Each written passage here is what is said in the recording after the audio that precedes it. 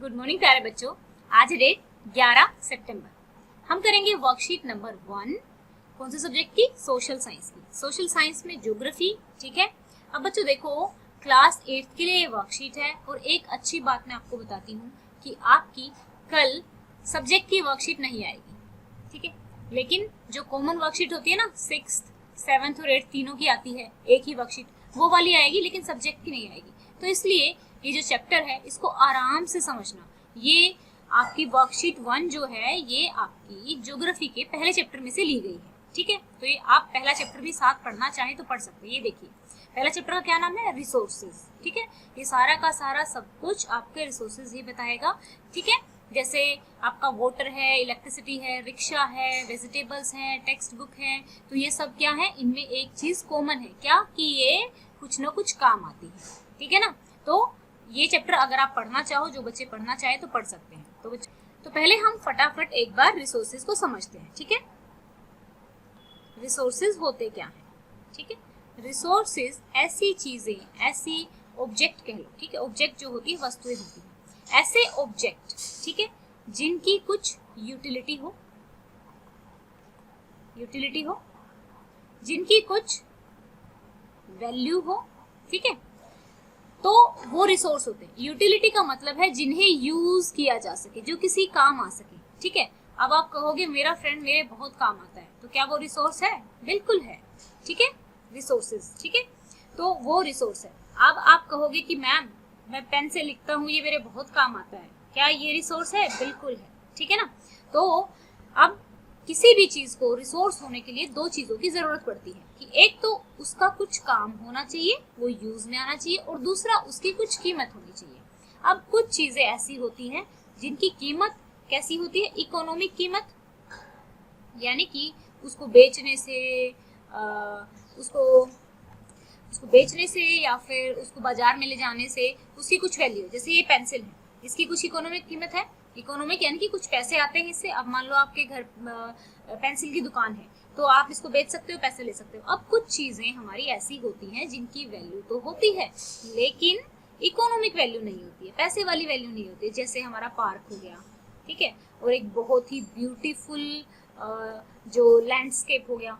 ठीक है, beautiful landscape का मतलब है जो एक बहुत सुंदर सीनरी होती है। अब अगर आप जम्मू कश्मीर में जाओगे तो बहुत सुंदर सुंदर सीनरीज हैं, और जैसे बहुत वाली खुशबू वाली चीजें होती हैं, जो प्रकृति की चीजें होती हैं, जिन्हें देखकर हम, जिनकी कोई वैल्यू नहीं होती है, लेकिन जिन्हें देखकर हमें हमारी जरूरत पूरी होती है, हमें शांति मिलती है। ठीक है, तो मैंने क्या बताया? ऑब्जेक्ट होने के लिए क्या होना चाहिए? एक तो उसका कुछ यूज होना चाहिए, यानी कि वो हमारी किसी जरूरत को पूरा करता हुआ होना चाहिए। ठीक है, अगर वो हमारी जरूरत नहीं पूरा करता होगा तो कोई हम उसको ये नहीं कहेंगे कि वो एक रिसोर्स है। रिसोर्स होने के लिए किसी भी ऑब्जेक्ट को क्या होना चाहिए? एक तो उसका कुछ यूज होना चाहिए, एक उसकी कुछ वैल्यू होनी चाहिए। अब वैल्यू भी दो तरीके की हो सकती है, एक इकोनॉमिक और दूसरी नॉन इकोनॉमिक। ठीक है, एक नॉन इकोनॉमिक। ओके बच्चा, तो अब ये देखो, यही चीज आपको पूरे इसमें समझनी है। अब एक और बात जो आपको इम्पोर्टेंट इसमें समझनी है वो ये कि किसी भी चीज को, ठीक है, किसी भी चीज को वैल्यूएबल या फिर रिसोर्स बनाया जा सकता है। कौन बना सकता है रिसोर्स? कौन बना सकता है? ह्यूमन इसको रिसोर्स बना सकता है। तो ह्यूमन खुद में भी एक रिसोर्स है। अब रिसोर्स कैसे बनाएगा? एक तो जो वक्त होता है वो सब कुछ बदल देता है ना, आप लोगों ने सुना होगा, आपके घर वाले कहते होंगे। और दूसरा टेक्नोलॉजी। ये दो चीजें किसी भी चीज को रिसोर्स बना सकती है। मान लो एक कोई घटिया सा पौधा, जिसे आज हम घटिया कहते हैं, कल को वो किसी बीमारी की औषधि बन जाए। ठीक है ना, तो आज तो वो क्या है, मैं उसको बोल रही हूँ कि घटिया सा पौधा है, बहुत गंदी स्मेल आती है, दिमाग खराब करता है, लेकिन वही अगर औषधि के रूप में, यानी कि मेडिसिन में जो साइंटिस्ट हैं उसको मेडिसिन बना दे, तो वही क्या हो जाएगा? हमारा रिसोर्स हो जाएगा। तो टाइम ने उसको बदल दिया, और दूसरा किसने? साइंटिस्ट ने बदला, तो टेक्नोलॉजी यूज हो गई। अब अगर हम बात करें जो हमारी सूर्य ऊर्जा है, सौर ऊर्जा है, ठीक है, सॉरी सोलर ऊर्जा है, ठीक है, सूरज की रोशनी से अभी हम बिजली बना सकते हैं, इलेक्ट्रिसिटी बना सकते हैं। तो क्या पहले ऐसा कर सकते थे? नहीं कर सकते थे। क्यों? क्योंकि उस टाइम उसको बनाने की टेक्नोलॉजी नहीं थी। और किस तरीके से रिसोर्स बना हमारा? एक तो टाइम ने बनाया, और दूसरा टेक्नोलॉजी ने बनाया, और तीसरा ह्यूमन ने। ठीक है, ये 3 चीजें मेन होती हैं किसी भी चीज को रिसोर्स बनाने के लिए। टाइम उसकी वैल्यू बदल देता है। क्या यूट्यूब जैसी कोई चीज थी जिसपे आप पढ़ सकते थे? क्या जूम जैसी कोई चीज थी जिसपे आप पढ़ सकते थे? नहीं थी ना। तो टाइम ने इनकी वैल्यू बढ़ा दी और टाइम ने इनको रिसोर्स बना दिया। तो यही आपकी पूरी वर्कशीट में बच्चा दिया हुआ है। तो चलो पहले हम अब करते हैं वर्कशीट। Look around you. देखो बिना समझे अगर वर्कशीट करोगे तो एग्जाम में कुछ समझ नहीं आने वाला है। अब मैं आप लोगों को इतने अच्छे से कराती हूँ और अगर आपको अच्छा नहीं लगता है तो आप कमेंट करके बता सकते हैं कि मैम ये वाली चीज मिसिंग है, ये चीज हमें समझ में नहीं आया, आप इस तरीके से हमें कराइए, है ना बेटा। तो देखो substance used for making house. तो सब्सटेंस जो है कौन कौन से यूज होते हैं? ब्रिक जो है, ब्रिक क्या होती है? ईंट होती है। ईंट किससे बनी होती है? मिट्टी से बनी होती है। अब हाउस को बनाने के लिए हमें क्या चाहिए होता है? हमें एक तरह से जो हमारी टेबल होती है, ठीक है, घर में जो टेबल्स होती हैं स्टील होता है और लकड़ी है, ठीक है। दरवाजे, डोर जो है यानी कि डोर किससे बना डोर हमारा? ये हमारा वुड से बना, ठीक है, वुड से बना। फिर हमारी विंडोज भी हमारी किससे बनी? वुड से बनी, ठीक है। आप ऐसे ही घर बनाने के लिए क्या चाहिए होता है? प्लास्टिक चाहिए होता है। जैसे कि हम अपने जो अगर कर्टन बनाते हैं, कर्टन क्या होते हैं? पर्दे, हम पर्दे भी लगाते हैं, ठीक है। कर्टन क्या होता है? कर्टन हमारे पर्दे होते हैं। तो ऐसे ही आप क्या करना, अपने आप सोच के लिखना कुछ कुछ चीजें, ठीक है। जैसे मान लो घर बनाने के लिए अभी हम क्या कर रहे हैं, इन्होंने किस किस तरीके से किया है। देखो इन्होंने बोला कि सोइल क्या बनी? ईंट बनी, ठीक है। अब मैं ये भी कह सकती हूँ कि जो ईंट है वो सैंड से बनी है, या फिर आप कह सकते हैं जो खिड़कियों में ऐसे, जैसे खिड़की हो गई हमारी, तो जैसे विंडो है, तो मैंने कहा कि विंडो की जो ये ऐसे जाली जाली सी लगी होती हैं ये तो हमारी स्टील से बनी होती है। तो आप ऐसे भी लिख सकते हैं कि विंडो है वो स्टील से बनी हुई है, ठीक है। डोर है वो हमारा किससे बना हुआ है? वुड से बना हुआ है। तो ऐसे ही आपको इसमें सारे में लिखना है। तो इसमें क्या लिखोगे आप? Living bedroom substance. तो जो बेड है आपका वुड से बना हुआ है, ठीक है। तो यहाँ पे देखिए आप किस तरीके से लिखेंगे। आपके बेडरूम में क्या क्या चीजें हो सकती हैं? बेड हो सकता है जो लकड़ी से बना होता है, चेयर हो सकती है जो प्लास्टिक से बनी हो सकती है, और फिर आपकी बेडशीट हो सकती है जो कॉटन से बनी हो सकती है। तो ये चीजें आपको लिख देनी है यहाँ, ठीक है। अब किचन वेयर जो सामान होता है किचन का, वॉशरूम सब्सटेंस यानी कि जो आप बाथरूम में चीजें यूज करते हो वो भी लिखना है, एंड इट्स मटेरियल जो मटेरियल है वो भी आपको लिखना है इसमें, ठीक है। जैसे स्पून है, स्पून किससे मिलकर बना होता है? स्टील से बना होता है। तो आप किस तरीके से लिखेंगे अपनी कॉपी में? ऐसे कर लेंगे। जैसे मैंने बेडरूम का लिख दिया, बेडरूम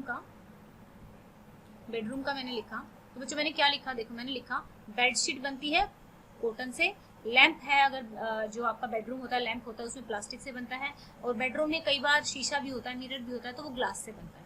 अब अगर किचन की बात करें तो जो स्पून है वो स्टील से बनता है, और जो ग्लासेस होते हैं वो भी स्टील से बनते हैं, और जो सारे यूटेंसिल्स हैं अगर हम सारे बर्तनों की बात करें तो वो सारे के सारे स्टील से बनते हैं। अब रह गया बाथरूम।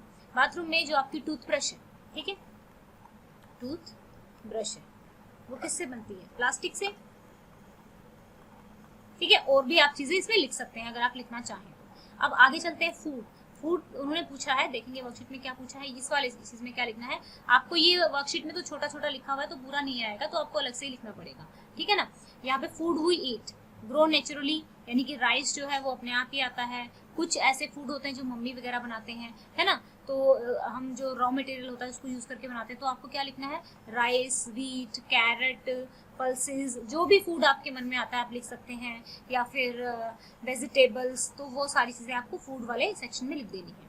अब बात आती है कि क्लोथ्स जो हम पहनते हैं। क्लोथ्स आप लोगों को मुझसे ज्यादा पता होगा क्योंकि जो क्लोथ्स है, ठीक है, क्लोथ्स कौन कौन से उसके बने होते हैं? शर्ट जो है जैसे कॉटन की बनी हुई है, टी शर्ट है नायलॉन की बनी हुई है, ये वाई है, ठीक है। अब स्वेटर है जैसे वुल का बना हुआ है, ओके।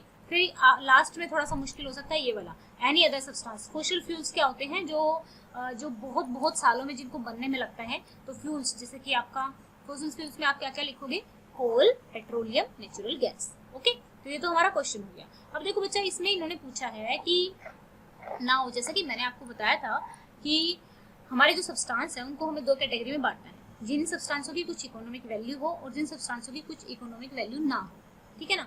तो देखो हमारे जो भी अगर आप देखोगे कि जो बेड वगैरह बेडशीट है, ठीक है, उसकी कोई अभी फिलहाल के लिए, वैसे तो अगर आप मार्केट से खरीद कर लेकर आते हो तो उसकी इकोनॉमिक वैल्यू है ना, लेकिन अभी आप उसको यूज कर रहे हो तो उसकी इकोनॉमिक वैल्यू कुछ नहीं है, ठीक है।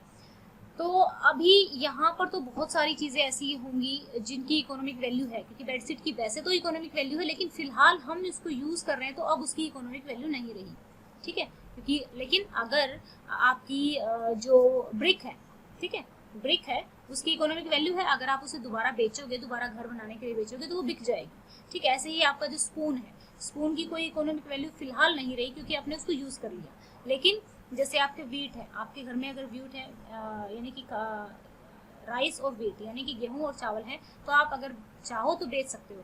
आपकी शर्ट की वैसे कोई इकोनॉमिक वैल्यू नहीं रही, अब नहीं रही, ठीक है। वैसे तो मैंने ऐसा बताया है कि इन सब्सटेंसों में से अब नहीं रही, लेकिन पहले जब हम मार्केट से खरीद के लेके आए थे तो इनकी इकोनॉमिक वैल्यू थी।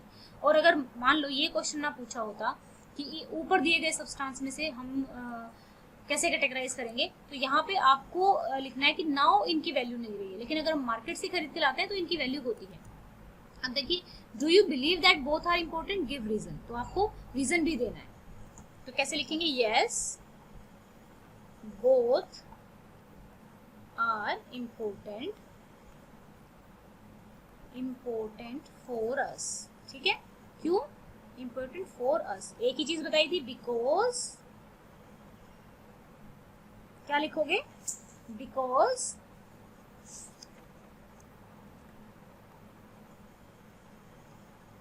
they satisfy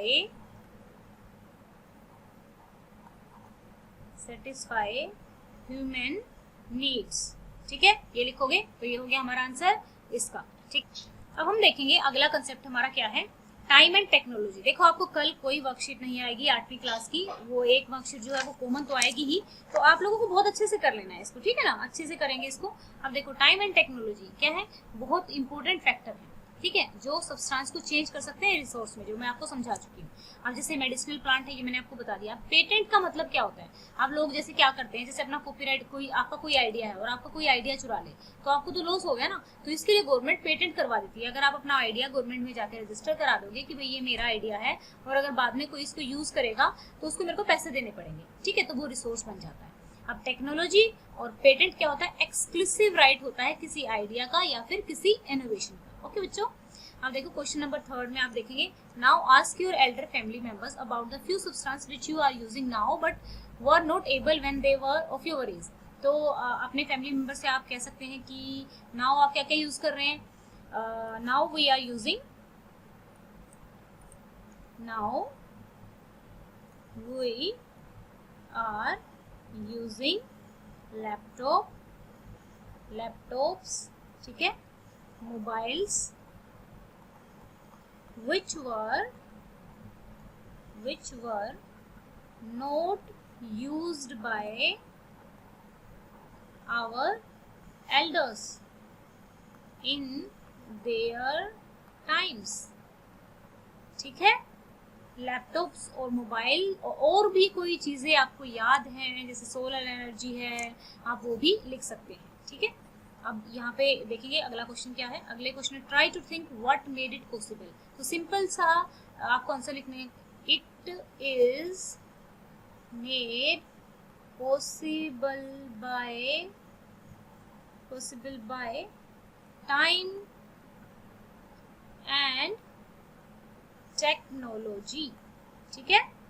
किसने पॉसिबल करा है, टाइम एंड टेक्नोलॉजी ने। अब देखिए अगला क्वेश्चन क्या है हमारा, अब देखेंगे पहले क्वेश्चन को, according to you what are the main feature of a substance becoming a resource, ठीक है, बहुत ध्यान से लिखना है। क्वेश्चन नंबर 1 का आंसर लिखेंगे, वो पूछ रहा है कि भी एक रिसोर्स को बनने के लिए, एक रिसोर्स होने के लिए एक सब्सटेंस में क्या क्या चीजें होनी चाहिए। तो हम लिखेंगे to become a resource, a substance should have some value and utility, ठीक है, उसका कुछ यूज होना चाहिए। यूटिलिटी की जगह आप क्या कर सकते हैं, मुश्किल लगता है तो यूज लिख सकते हैं यहाँ पे, ठीक है। To become a resource, a substance should have some value and use. Okay, अब नेक्स्ट क्वेश्चन देखेंगे, नेक्स्ट हमारा क्या है, What are the factors which change substance into resources? Explain by giving example from your surrounding. तो इस question में क्या लिखेंगे? क्वेश्चन नंबर 2 में time and technology are important factor to change substance into resource, for example solar energy. तो देखो बच्चों क्या दिया हुआ था इसमें, क्वेश्चन में क्या दिया हुआ था, ये पूछा हुआ था कि कौन से फैक्टर होते हैं जो रिसोर्स सब्सटेंस को रिसोर्स में चेंज करते हैं, और ये explain by giving example from your surrounding. तो हमने सोलर एनर्जी का एग्जांपल दे दिया क्योंकि पहले तो वो था नहीं, अब क्या है वो चेंज हो गया रिसोर्स में। ठीक है, अब categorise the substance you listed in your table 1 into substance we obtain from nature. Nature से देखो वुड, हमें जो हमारा वुड था हमें नेचर से मिलता है, और आपकी जो ब्रिक्स थी वो भी हमें नेचर से ही मिलती है एक तरह से, और जो हमारा फूड है वो भी हमें नेचर से मिलता है। Substance which are made by us, तो जैसे स्पून था, ठीक है, वो हमने बनाया है, और क्या हो सकता है आपका, स्पून के अलावा क्लोथ्स हमने बनाए हैं, बेड हमने बनाया है, चेयर हमने बनाई है। ठीक है ना, तो आपने जो जो सब्सटेंस लिखे होंगे ना, कॉपी बिल्कुल नहीं करना बेटा, आपको अपना आंसर लिखना है। ठीक है, तो ये हमारी वर्कशीट थी। मेन इंपॉर्टेंट चीज़ क्या है बच्चा, आपको ये जो वर्कशीट कराई जा रही है ना, ये आपके क्वेश्चन आंसर कराने के लिए नहीं कराई जा रही है, ये बात ध्यान में रखना। ठीक है, ये आप लोगों को एक कि आप लोग चीज़ों को याद करना समझना सीख जाएं, और मेरा भी मोटिव यही रहता है कि आप लोगों को चीज़ें समझ में आए। अगर आप चीज़ों को समझ के करोगे, ठीक है, तो आप लोगों के मार्क्स भी अच्छे आएंगे। ठीक है, 100/100 भी मार्क्स आ सकते हैं, और वैसे भी अगर मार्क्स नहीं भी आते तो मार्क्स ज़िंदगी में इतने इंपॉर्टेंट नहीं होते जितनी हमारी समझ इंपॉर्टेंट होती है। ठीक है, अगर हमें चीज़ें समझ में आ रही है तो हमें कभी भी याद करने की ज़रूरत नहीं पड़ेगी। जब मैं आप जितनी थी तो कभी कभी आकर मैं अपने पापा को बोलती थी मुझे क्वेश्चंस याद नहीं होते, तो पापा कहते थे कि अगर समझोगी नहीं तो कुछ नहीं होगा।